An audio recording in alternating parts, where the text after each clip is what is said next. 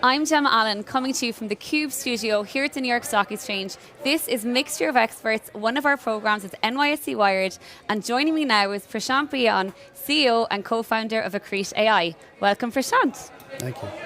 So, Prashant, I was getting ready for work this morning. I asked Perplexity to describe what your company is in 30 seconds. My 8-year-old was listening in the kitchen. She said, "Oh, Mom, it's like a mega computer brain." How accurate is my 8-year-old? Start there. It's pretty accurate in a sense. The way I like to describe the company is that we're building cognitive infrastructure for autonomous decision systems. So what does that mean? Inside of a complex organization, you have all of this context that's scattered across the organization. Fragmented systems, fragmented data, tacit knowledge that resides in the heads of your best experts. And when you think about an agent today, the way it's commonly defined, you're putting a large language model on your data, and you're going to let it go take action. But the truth is, if you scaled that up in an organization, you had 1,000 agents taking action. The question is, you run into this Tower of Babel problem where they can't really work together because they're operating off of different realities. What we do is we build this cognitive infrastructure. It's an autonomous graph that sits on top of all of these fragmented systems, encodes your tacit knowledge, your decisions, and creates one ground truth, one system of record that enables a multitude of agents to operate and have global reasoning so you can offset complex decision making to the agents. So in a sense, it's a digital brain for teams of agents so they can collaborate, make complex decisions that really you can't because the world is getting so complex and you can't reason that fast. So I guess in the world that most users are familiar with, where you prompt an LLM, it's the kind of RAG plus tooling model, right? It's telling you a question you asked. In your world, you're helping users understand questions they should be asking. It's getting ahead of a curve from the perspective of context. Context is really the key problem that we've been working on ever since starting the company in 2017 and for many years before that. And essentially, when you think about the way we work today, we hire people inside of an organization that have some sort of experience and education in a particular domain. They search through a lot of information, they analyze it, and then they get together to try to form a decision. Our thesis is that complexity is rising at such a pace, it's outpacing biological reasoning capacity. So that reactive search process is going to lead to bad decisions and bad outcomes. The problem is that with a search system, you have to always know what to search for, and that's not going to be the case as the world gets more and more complex. So we think that intelligence is about building systems smart enough to tell you about the problems that you don't even know you have, smart enough to proactively go out and solve them and make the decisions based on your tacit knowledge, your judgment, your values, your standards, contextual to your organization, such that those systems are operating to drive your objectives forward. And so we think that there's going to be this massive kind of evolution from companies that are built around reactive search and analysis systems to proactive, predictive, autonomous decision systems. And we think that RAG and search is really the wrong data model for agents. Wow. Okay, so you have some big workloads with the US government. You also have some very big contracts with commercial players. Talk me through the kind of typical buyer persona that you're seeing right now.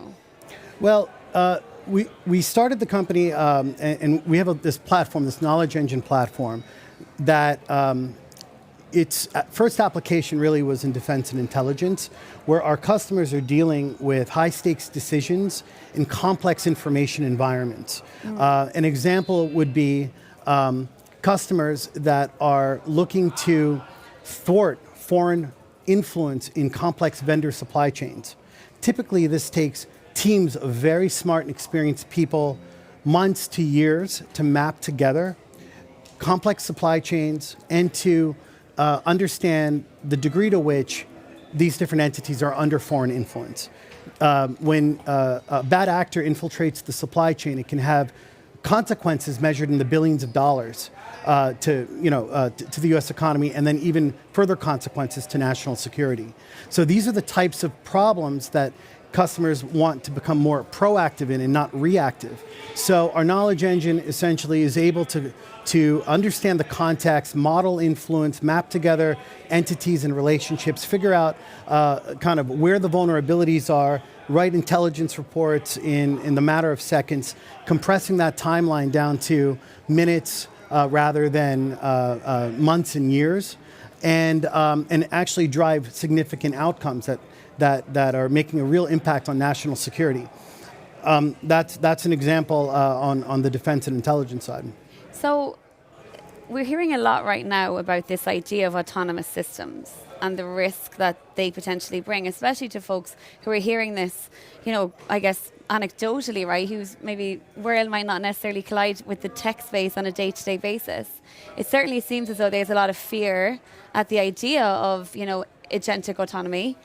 There's also, I guess, a very interesting competitive race happening globally in this space broadly. What are your thoughts on the human in the loop element to this? So my take on the human in the loop is a little bit different the way I think about it conceptually. Like essentially the way I think about human in the loop is that are these systems grounded in the tacit knowledge, the experience, the judgment of humans? And if so, can they reason from that ground truth, explain their reasoning, and take action that's aligned with the objectives of those humans? What's very scary is the idea of autonomous systems that are taking action based on ungrounded LLMs, hooking OpenClaw up to ChatGPT to go, or Anthropic, or to go and perform tasks in a way that it's not grounded or aligned. That is very scary. So if you think about the large language models as an interface layer, but the brain that underlies that LLM is actually rooted in your tacit knowledge and your judgment and your values, it can lead to tremendous breakthroughs in every field of endeavor, and massive productivity gains and competitive advantages at both the sovereign level and the enterprise level. But if you have a lot of agents running around taking action on hallucinations, for example, it could become a very scary world where these agents are operating off of fragmented realities with objectives that aren't fully defined.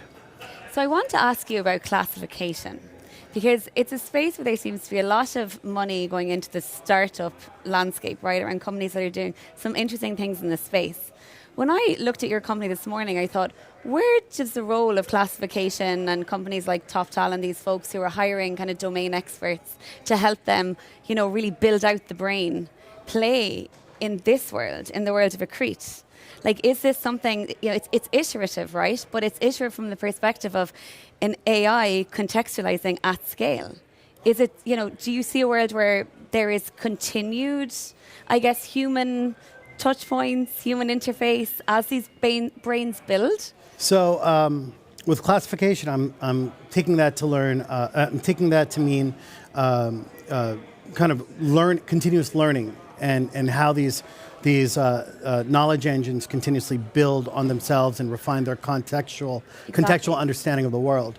So you can think of the knowledge engine as a kind of a dynamic context, memory, and perception layer. And the agents are an interface that integrate into this kind of universal system of record where they can now have global reasoning across a complex organization. The agents really have two purposes. One is to go out and use this knowledge and apply the tacit knowledge of the knowledge engine to accomplish tasks and make decisions. But the second is really to further understand the people and collect more tacit knowledge. So the agents learn through observation and through natural interaction. It is not a question of explicitly giving your context to the machine. That's an impossible task, because all of the value in knowledge, like most of it, is tacit, which means it's very difficult, if not impossible, to express tacit knowledge formulaically into a system of rules. And I'll give you an example. Imagine you're a salesperson. The last thing the most painful thing, it seems, is to take a complex deal and enter it into a couple of cells in a CRM system, right? That is an abstraction of really the ground truth and the complexity of the deal they're trying to close. Rather, it's much easier for that salesperson to interact with an agent, have a conversation either through text or voice, and the agent basically takes that information, what's relevant, puts it back into the brain of the organization, and now you have a much more nuanced understanding of what's happening with that deal, without any sort of explicit human-in-the-loop annotation, let's put it that way. Jensen, I've been listening to Jensen a bit lately. I mean, like, it seems everybody is, right? And he talks a lot about task versus mission. About, he gets a lot of questions put at him around the AI bubble, but also the world of AI, right? And the labor impacts, etc., which are, it's hard to argue that they are not becoming significant, right? And there's a lot of fear out there.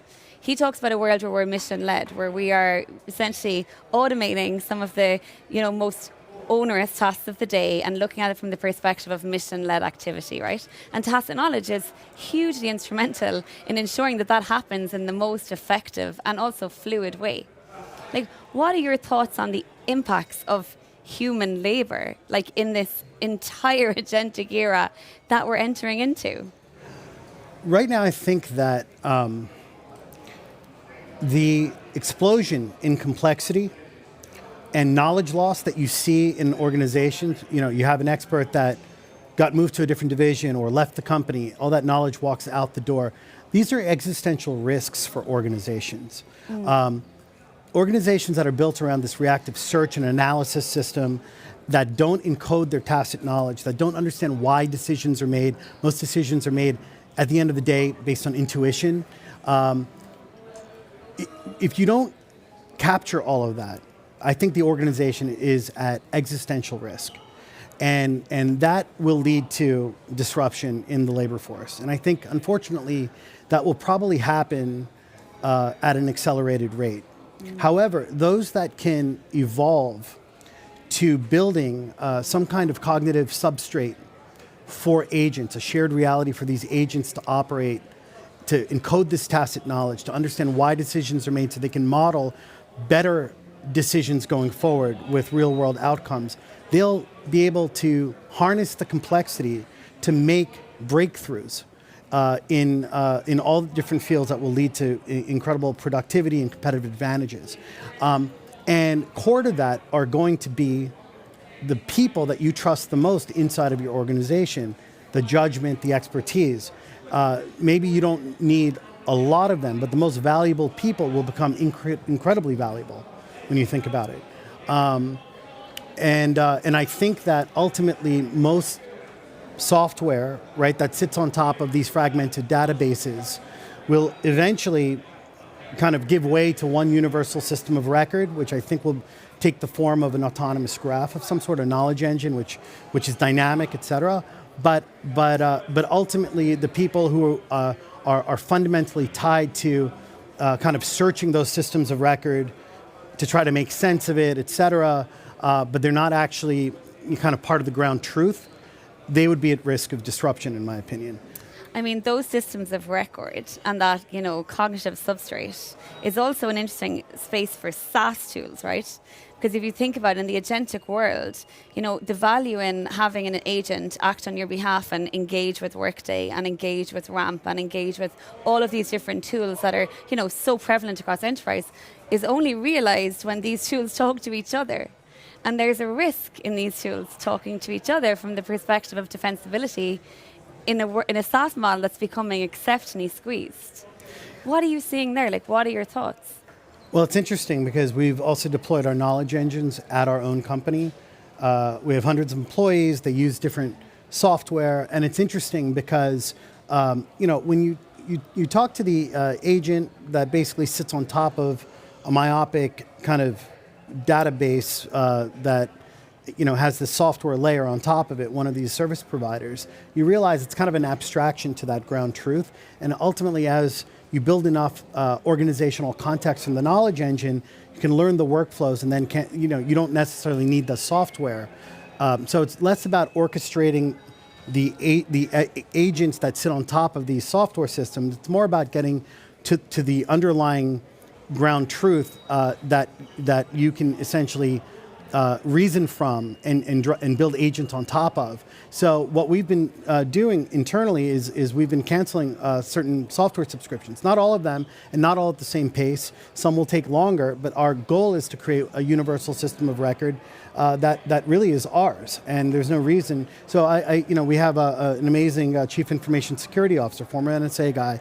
He uses multiple tools in his stack. You can think of Wiz and Datadog and KnowBe4 and all these different software. He's like, the vulnerabilities sit in between the software. And now that he's got global reasoning with the knowledge engine, he's built agents. He's built one agent. He's built agents for autonomous pen testing and things like that, which are fairly simple use cases. But he's built another agent that will constantly attack our code, identify vulnerabilities in the code, remediate the code, submit merge requests, write reports, align stakeholders. And he sent me an email the other day sent my agent an email the other day with his agent. And basically it said, hey, I just saved $400,000 by canceling these software subscriptions and look at these vulnerabilities. And I got this agent to do this every single day. We don't have to, Give that agent a bonus, right? Well, that's what he said. He goes, and then he went to HR and he said he didn't need to hire X number of people, And so that is really the dynamic that we're experiencing. So interesting. So talk to me about the tech. We're always interested in understanding the technical build out here on theCUBE. Are you building everything proprietary? Are you using multimodals? Like, talk me through it a little bit. Yeah, we've spent the better part of the decade working on this underlying problem of context. And so what we've done is we built this platform, knowledge engine platform, and it's a dynamic context, memory, and perception layer. So there's really 3 buckets to it. The first is it ingests data across multiple modalities, audio, images, video, text, etc. Sits on top of existing tools. It sits on custom tools directly on data. But the idea is that it is constantly streaming in information. The second layer is what we call knowledge functions. And these are proprietary models that essentially perform higher level reasoning on that information. Namely, they're able to, based on context, infer relationships in the data. And that really is the key thing that drives our memory, because when you integrate it with the third layer, which are kind of the multi-agent framework, that's where we integrate with LLMs. We don't wrap around LLMs, we integrate the LLMs into the knowledge engine, because then that agentic multi-agent collaboration framework can reason across the relationships discovered by the models. And that's what gives our agents the global reasoning across shared context. And that is the key to creating a shared reality for the agents to collaborate. And that really is how we solve the problem that we call Tower Babel.